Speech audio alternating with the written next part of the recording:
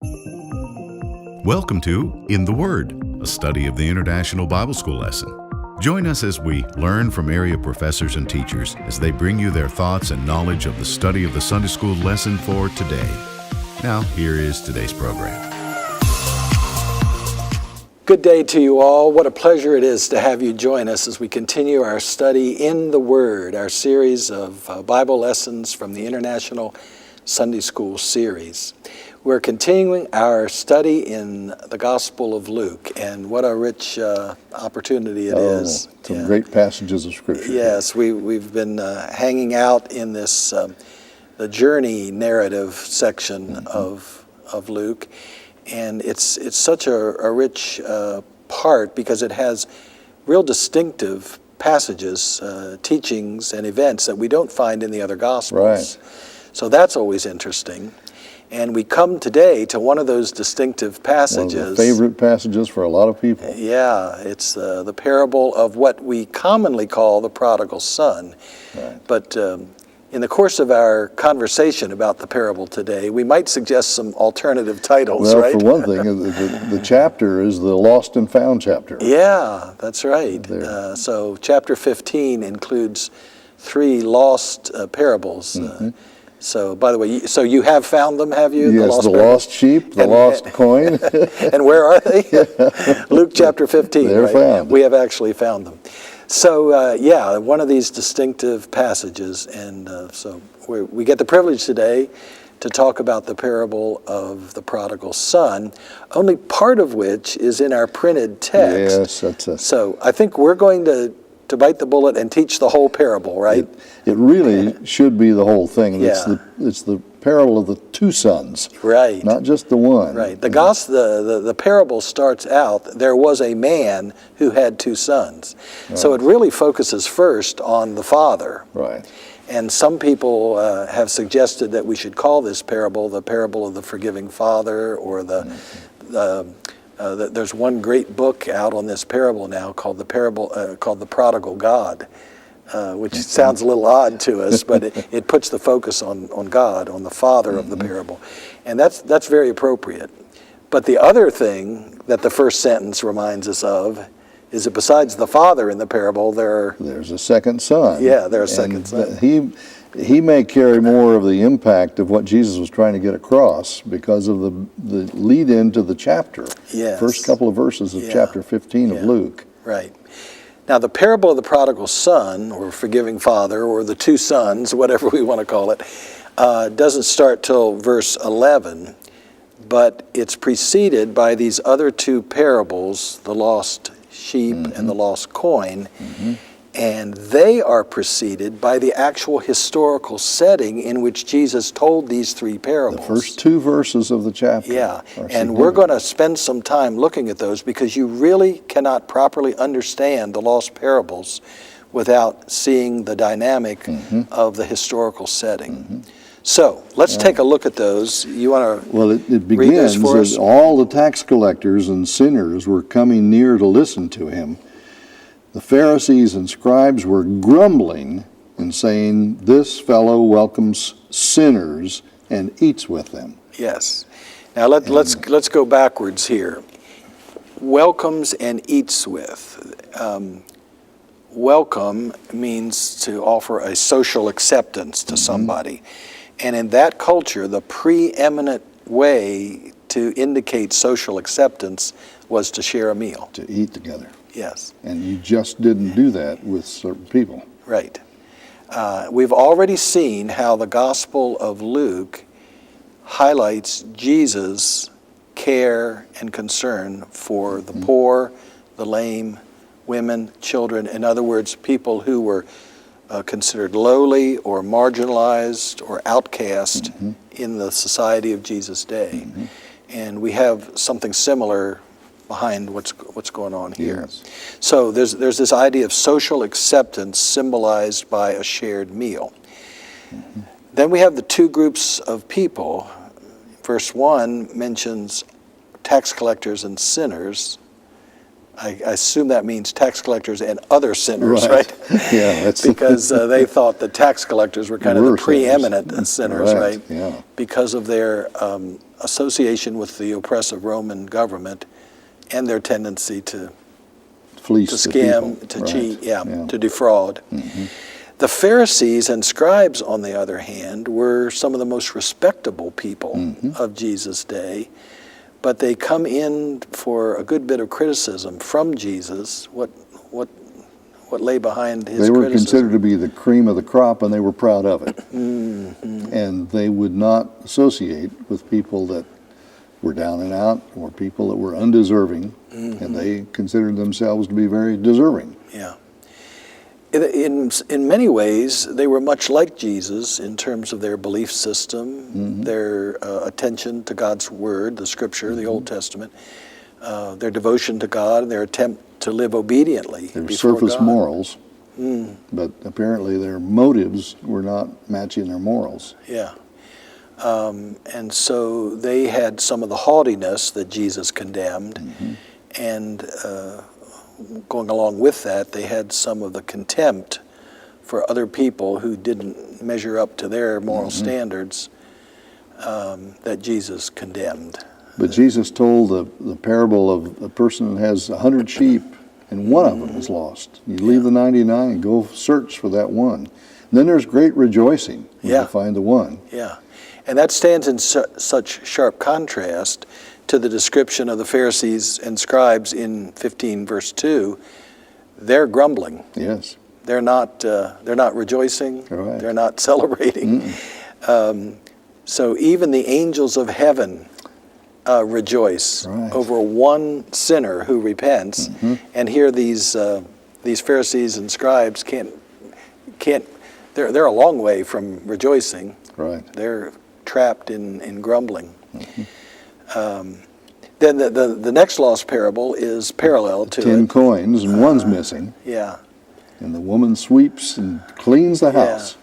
People have noted that the percentage changes as we Right. go, right? We get 100 to 1, then 10 to 1, and then 2 to 1. Right. Yeah. Although it's not really 2 to 1, because I think we're going to suggest that both of the sons, the older and the younger, are prodigal in a way. That is, they waste a meaningful relationship with their father. And that appears to be Jesus' main point, given the historical setting. Right. That yes, the tax collectors and sinners were obviously lost and needed to return to a wholesome relationship with God. But because of their attitudes toward themselves and others, many of the Pharisees and scribes were lost as well and needed to restore their relationship. Yeah. So they're just as prodigal, just as sinful, just as lost. And our lesson title for this lesson is Called to Return. Yeah. And it's a call for both the people society considers needy and those society may consider very worthy, but there's still a need to return. Yeah, we hear the word return, and we think of the physical return of the younger son who went into the far country and eventually returned to his father. But even with him, the real return was not a return to home or homeland. It was a return to relationship with the father. And that is what is also missing from the older son's experience. He never left home geographically. Yeah. But he needs to restore his relationship just as desperately as the younger son. Yeah. That's where he shows up. Yeah. Okay, well, why don't you read our printed text for us, which let's remind our viewers, this is only part of the parable. Right. It's the And first part. so we'll read this first part, but we're going to try to teach through the rest of it. Refer to the rest. Yeah. It's Luke 15, verses 11 to 24, we're reading in the text. Jesus continued, "There was a man who had 2 sons. The younger one said to his father, 'Father, give me my share of the estate.' So he divided his property between them. Not long after that, the younger son got together all he had, set off for a distant country, and there squandered his wealth in wild living. After he had spent everything, there was a severe famine in that whole country, and he began to be in need. So he went and hired himself out to a citizen of that country, who sent him to his fields to feed pigs. He longed to fill his stomach with the pods that the pigs were eating, but no one gave him anything. When he came to his senses, he said, "How many of my father's hired servants have food to spare, and here I am starving to death? I will set out and go back to my father and say to him, 'Father, I've sinned against heaven and against you. I am no longer worthy to be called your son. Make me like one of your hired servants.' So he got up and went to his father. But while he was still a long way off, his father saw him and was filled with compassion for him. He ran to meet his son, threw his arms around him, and kissed him. The son said to him, 'Father, I've sinned against heaven and against you. I'm no longer worthy to be called your son.' But the father said to his servants, 'Quick, bring the best robe and put it on him. Put a ring on his finger and sandals on his feet. Bring the fattened calf and kill it. Let's have a feast and celebrate. For this son of mine was dead and is alive again. He was lost and is found.' So they began to celebrate." To be continued. Right. But then the older brother comes Yes, back. that's right. Well, let's talk through the printed text here, the first half of the parable, and then we'll try to save enough time to get to what we think is really Jesus' point in this parable.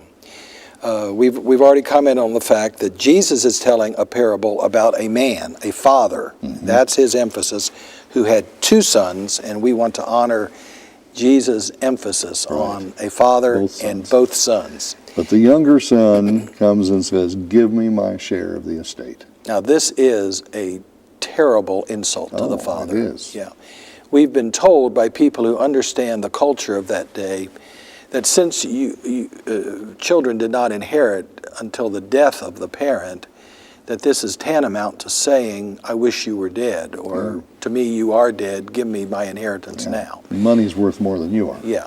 So this is a terrible insult. And so it's not only a financial greediness on the part of the younger son, it's a rejection of the very existence of his father and a rejection of their relationship. And that's important to notice right from the start. Because when the son comes back, he's not asking for his financial resources to be restored. He's asking for some kind of relationship to be restored. Or, well, that's what he needs, isn't it? That's what he needs. He should be asking for it. But anyway, there's a broken relationship. Yes, that's the point. He's cut off his family, essentially. Right. Not only does he demand part of the property, by the way, in that day, the firstborn son usually inherited half the estate or so, and the rest of the offspring divided the other half. So he's not getting half, probably, but he is getting his inheritance. Now the son goes into the far country. He would have had to sell everything very quickly. He probably wasn't given money. He may have been given livestock or land or whatever, and he probably would have had to sell it at a loss, or at least lower, if he's selling it quickly to leave, and goes into a far country. And then we get this word, he squandered his wealth in dissolute living. And that word squandered is the word that gives us our word prodigal, because it means to waste your resources, right? Lavish expense. Extravagance. Extravagance. So he squandered it. And then verse 14 kind of explains what that means. He spent everything. Quickly and it says wild living, and it doesn't say it was immorality, although the older brother was sure it was. Yes, the older brother thinks he's been hanging out, wasting his money on prostitutes. But that's the only testimony we have to immorality. The phrase wild living could just mean unwise spending or extravagant spending. Either way, he spent it all. The point is, his resources are gone in a way that they shouldn't have been. And then difficult circumstances arise, as they sometimes do, with this famine. And we see him hiring himself out. Now, we're pretty convinced that he's in Gentile territory. Right. And what are some of the clues He we went have to to a that? far country, so Okay. he's out of the area of Out of the presumably Jewish Israel, area. and the man has pigs, Yeah. which would not be kosher. Right. And literally not be Right. kosher, yes, right. And the word citizen even has a certain suggestion to it that suggests not a Jewish compatriot, Yeah. but a person. Yeah. Some people have speculated that in Jesus' mind, he's thinking of a region across the Sea of Galilee from where he grew up and lived in Galilee called the Decapolis, where Jesus did visit frequently during his ministry and ministered over there. And that was a section that had a number of Greek cities, Gentile cities. So maybe Jesus and maybe his listeners would have pictured the Decapolis, Yeah. but it doesn't matter. Just a far country. Yeah, a far country, but Gentiles. Yeah. Verse 16 doesn't say he ate the longed to carob eat pods, right? them. He longed to eat them. Yeah. And the testimony I've read is that human beings cannot digest carob pods, which is what is being referred to, that pigs can and do eat them, but they're not even great pig food, but that human beings couldn't eat it. But this is just a description of the extremity Yeah. of his hunger. Yeah. Now, the return is described in verse 17, and you called me on this. Thank you for doing that. I said something, he wants to return to a relationship with his father. But it doesn't actually say that, No, does it? he came to himself. Yeah. The NIV says came to his senses, but he came to himself. He came back to where he ought to be Yeah, in the sense of thinking Yeah. and looking at his situation, and got to thinking about his father's hired hands. yes. The minimum wage workers, not even the house slaves, but the Yeah. minimum wage workers. Yeah, these are the They're day better off than I am. These are the day laborers So- who were just one notch above slaves. In fact, in some ways, they were not financially a notch above slaves. Slaves had a certain security Yeah. in their position. The day laborers Right. might come down to work in the town and square and never get a Yeah. job all When day. I visited India on a mission trip decades ago, and the normal wage was a rupee a day. And if the weather was good, they got a rupee a day and they could feed their family. If the weather was bad, they didn't get anything. Yeah. And it made me realize how dependent they were on circumstances. Right. And that, he's talking about hired servants. Yeah. There are two problems with this statement about, I'm going to go back to my father and ask him to make me one of his day laborers, hire me as a day laborer. There are two problems with that. Number one, he doesn't suggest that he wants to restore his relationship of sonship with his father. Right. The other problem is he's still manipulating circumstances, or he's trying to. He's in control. He's trying to stay in But control. he's come to himself enough to realize he's not worthy to be a son. He doesn't deserve it. Right. And the father is still looming large in his thinking. It's not like in the far country he forgot about his father. Look how often Jesus uses the word father in his telling here. How many of my father's servants have food to spare? I'll go back to my father. I'll say to him, Father, I've sinned. I'm no longer worthy to be called your son. So he got up and went to his father. So he has a strong sense of the presence of his father in his life, but he still is not quite clear about what he needs, and what he needs is the restoration of that relationship. Yeah. Now, fortunately, the father gets it. The father's watching. He knows. And he sees him from a far distance, Yeah. runs to meet him, which is totally uncharacteristic. Yes. There's a wonderful New Testament teacher named Kenneth Bailey, who has taught over in the taught in the Near East for the last 40 years or so, and he has studied the social dynamics of this parable. And whenever he tells this parable to an Arab peasant or something like that, and they'll say, "What jumps out to you about this story from Jesus?" They'll always say, "Running? No, that's impossible. No adult Arab man would ever run." Yeah. This shows the He ran to meet him. the compassion of his father. As soon as they're together, he saw him, was filled with compassion, ran through his arms around him, kissed him. But the son starts saying, "I've sinned against heaven, against you. I'm no longer worthy to be called your son." He interrupts him. Yeah. When he hears this statement, "I'm no longer worthy to be called your son," the father realizes that the son does not get what his greatest need is, which is a restoration of relationship with the father. And so he cuts him off right there. He doesn't even hear the hired worker. It's not a matter thing. of being worthy. Yeah. You are It's a son. not about, yes, your worthiness. And it's just, Paul in 3 different places in the book of Romans says, while you were yet sinners, Christ died for you. While you were still an enemy, while you were far off, Christ died for you. And I always remember that it doesn't matter how far the far country is. Right. It doesn't matter what you did in the far country.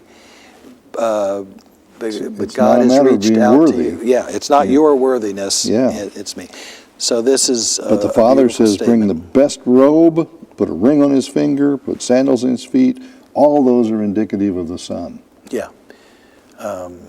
Or the Some family. people think the best robe would have been the robe that the father wore. Some people think that they say, "Bring my best robe, bring my robe, and let my son wear it, so he knows he has part of me, that he's in a relationship with me." The ring would have symbolized the father's authority in the family, and the sandals would have separated him from any kind of a slave or a lowly Right. worker. Yeah. So these are all very obvious symbols of sonship. And so as they you have say. a feast and celebrate, and it's like the angels in heaven rejoicing over one that's been found. Reminiscent of the other 2 parables, the sheep and the coin. So this part of the parable ends with return, restoration, and celebration.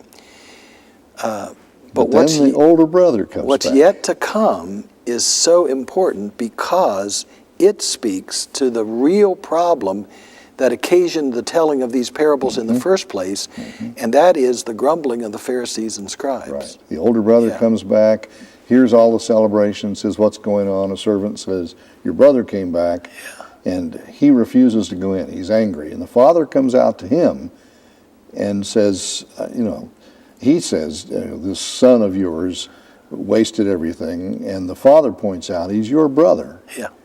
And he was dead, now he's alive again, and we need to rejoice. Yeah. I think refusing to accept the younger son as his brother and saying, "He's not my brother, he's your son," is in a way refusing to accept his relationship with his father. In other words, the older son, even though he never physically left home and is still working on the estate, is suffering from the same terrible problem that the younger son was suffering, and that is a broken relationship with the father. Yeah. He'd been there all along, but he points out, "I've worked myself to the bone, and you never even gave me a goat for anything." Yeah. It's like, you missed the point. Yeah, it turns out all these months or years, we don't know how long the younger son was gone, but all that time, the older son has been living in resentment of his father, and now it all pours out. All this resentment. You never gave me a goat. You give him a fatted calf. I couldn't have a party with my friends. He doesn't even want to have a celebration with his father. Yeah. He just wants to have it with his friends. This is a deeply broken relationship. And what we learned from this, I guess, is that it's possible to stay home and still be living in a broken relationship, as it were, metaphorically, in our relationship with God. Yeah. Which is kind of like what Jesus is saying to the Pharisees and scribes. Yeah. I mean, he's recognizing the people who are considered the refuse of society, the tax collectors, the sinners, are people that need to be loved and brought back, and they grumble about it and are upset about it, and he eats with sinners and so forth. But Jesus is trying to point out, in a relationship with our Father, every child of God is important. Yeah. And Jesus is trying to represent the compassion and forgiving love of God, and trying to communicate that to the Pharisees and scribes and say, look, this is what you guys have missed in Scripture, the compassion of God. Even while you're trying to obey God in every minute detail, you've missed love for God and love for your neighbor. And Jesus tried to teach that in many ways, including this parable. Well, the younger son returned home. So far as we know, well, I should say, we don't know if the older son ever returned or not. The parable ends without an ending. Right. We don't know. The parable ends with the father and the older son standing out there pretty much at loggerheads with each other. And did he ever come in? Did he ever return? We don't know. Even though he had never left physically, we don't know if he ever came in. This is a favorite parable, especially thinking about the younger son. A lot of families have had children or family members who've gone off to a far country in various ways, and the hope that they'll come to themselves and come back is still an encouragement we get from this story that Jesus told. But the older brother's resentment probably is where most of us, or many of us, need to look at ourselves. We may not have gone to a far country, but we may not be as open to the people who need the love of God as we should be. Right. Yeah, this is a parable ultimately for the scribes and Pharisees, which means it is a parable for people like you and me, and maybe some of our viewers. I'm not making accusations, but people who, we feel like we've stayed home in terms of our worship practices and our Christian lives and our service and things like that. And it's very tempting for us, I'll just say me, to look with some contempt on people who haven't lived as pure a life or as a life of service or worship or whatever, and kind of get the spiritual big head about that. And so this is a parable for me. And when churches reach out and people begin to become a part of the fellowship who don't match up to social standards, it's important for those who are in Christ to recognize this is exactly what Jesus was doing in his ministry, was calling those people. One of the beautiful books I've read about the parable of the prodigal son highlights how Jesus was our true elder brother. He did what we should have done, as Paul pointed out. But the book says the true elder brother should have effected a reconciliation even before the younger son left. And if he still left, he should have gone into the far country to try to rescue him and bring him back. And if he refused to come back, he should have been the first to welcome him when he came back. And that's exactly how Jesus treated us. He's come to the far country to come to the far country to look for us, bring about reconciliation, welcome us home, lead the celebration, lead the party, be the host at the party to welcome us back to God. Well, thank you so much for a fresh look at an old favorite parable. I hope you've found some things that will kind of give you a new way to apply this to your life as it has us as well. And I hope you'll join us next week as we continue with one more lesson from the Gospel of Luke. Have a great week. This has been In the Word, a study of the International Bible School lesson brought to you as a ministry of First Christian Church in Johnson City, Tennessee. Our thanks to our teachers that led us for this week's lesson. Join us again next week for another lesson from the International Bible School lesson text. This has been a production of First Christian Church.